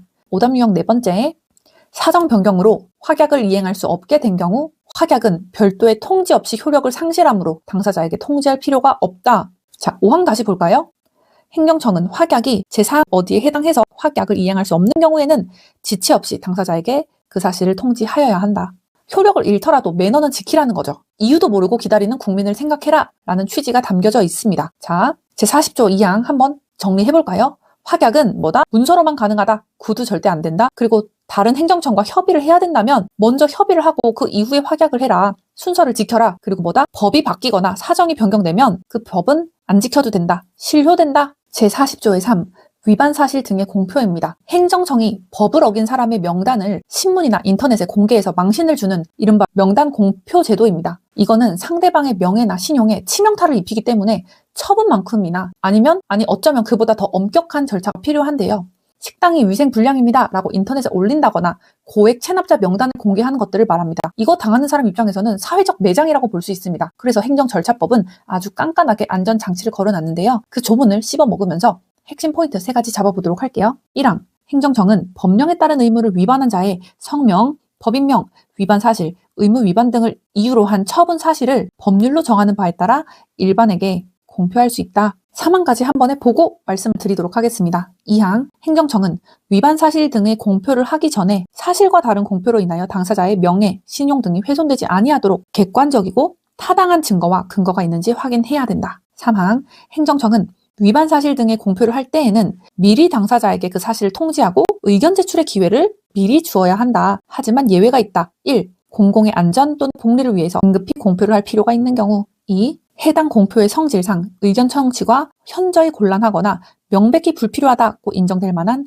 타당한 이유가 있는 경우. 3. 당사자가 의견 진술의 기회를 포기한다는 뜻을 명백히 밝힌 경우. 자, 첫 번째, 행정청 마음대로 공표를 하면 안 되겠죠. 2항에 보면 객관적이고 타당한 증거와 근거가 있는지를 확인해야 한다라고 나와 있고요. 3항에서 보면 공표하기 전에 미리 의견 제출의 기회를 주어야 된다라고 나와 있습니다. 억울해요라고 말할 시간을 주라는 거죠. 여러분들 7항으로 바로 내려와 보도록 하겠습니다. 행정청은 위반 사실 등의 공표를 하기 전에 당사자가 공표와 관련된 의무의 이행, 원상 회복, 손해배상 등의 조치를 마쳤다면 위반 사실 등의 공표를 하지 아니할 수 있다. 이게 바로 행정청이 가진 당근입니다. 공표하기 직전에 당사자가 부랴부랴 어떻게 해서든 의무를 이행하거나 원상 회복을 해냈어요. 이때 행정청은 공표를 하지 아니할 수도 있어 라고 재량을 부여하고 있습니다. 무조건 안 하는 게 아니라 행정청이 봐줄 수도 있어. 그러니까 공표하기 직전에 너네가 알아서 잘 해줘 라고 법에서 명시를 하고 있는 거죠. 8항입니다. 행정청은 공표된 사실이 사실과 다른 것으로 밝혀지거나 공표에 포함된 처분이 취소된 경우에는 내용을 정정한 내용을 지체 없이 해당 공표와 같은 방법으로 공표된 기간 이상 공표하여야 한다. 다만 당사자가 원하지 아니하면 공표하지 아니할 수도 있다. 자, 잘못했으니까 똑같이 사과하라는 거죠. 행정청이 실수로 엉뚱한 사람을 공개했다거나 나중에 처분이 취소됐어요. 그럼 어떻게 해야 될까요? 슬그머니 그 공표를 내리면 될까요? 절대 안 됩니다. 자, 같은 방법으로 공표된 그 기간 이상 동안 공표를 해야 된다는 거예요. 그런데 단 피해자가 괜찮으니까 제발 내 이름 자체를 좀 그만 언급하세요. 이렇게 원하지 않는다면 안 해도 된다. 자, 내용은 조금 상식적일 수 있는데 출제자들은 재량과 의무, 방법을 비틀어서 오답 유형을 많이 내거든요. 한번 잘 들어보세요. 오답 유형 첫 번째, 행정청은 공표 전에 당사자가 의무 이행을 완료한 경우 위반 사실 등의 공표를 하여서는 아니 된다. 아닙니다. 봐줄 수 있다는 거지 의무는 아닙니다. 재량으로 가야 돼요. 만약에 이게 상습범이라면 돈을 갚았다고 할지라도 그냥 명단을 보통 깝니다. 오답 유형 두 번째, 공표된 내용이 사실과 다른 경우 행정청은 정정 내용을 관보에 1회 게재하는 등 간략한 방법으로 공표할 수 있다. 안 됐습니다. 줬던 모욕만큼 그 이상으로 회복시켜줘야 되는 거죠. 자, 해당 공표와 같은 방법으로 공표된 기간 그 이상 공표를 해야 됩니다. 세 번째, 공표 내용이 사실과 다른 경우 행정청은 당사자의 의사와 관계없이 반드시 정정 공표를 하여야 한다. 아닙니다. 당사자가 그냥 조용히 넘어가 주세요 라고 할 수도 있다고 했죠. 즉 당사자가 원하지 않으면 공표하지 아니할 수도 있다. 이 조문 요약 정리하고 넘어가 보도록 하겠습니다. 첫 번째, 위반 사실 등을 공표하기 전에 객관적이고 타당한 증거가 있는지, 근거가 있는지를 반드시 확인을 해라. 그리고 공표하기 전에 미리 의견 제출의 기회를 주어라. 또 행정청이 만약에 잘못 공표를 했다면 똑같은 방법, 또 공표된 기간 그 이상 공표해줘라. 그리고 당사자가 의무를 이행하고 원상회복, 손해배상을 했다고 할지라도 공표 여부는 행정청의 재량이다. 네, 꼭 기억해 주시기 바랍니다.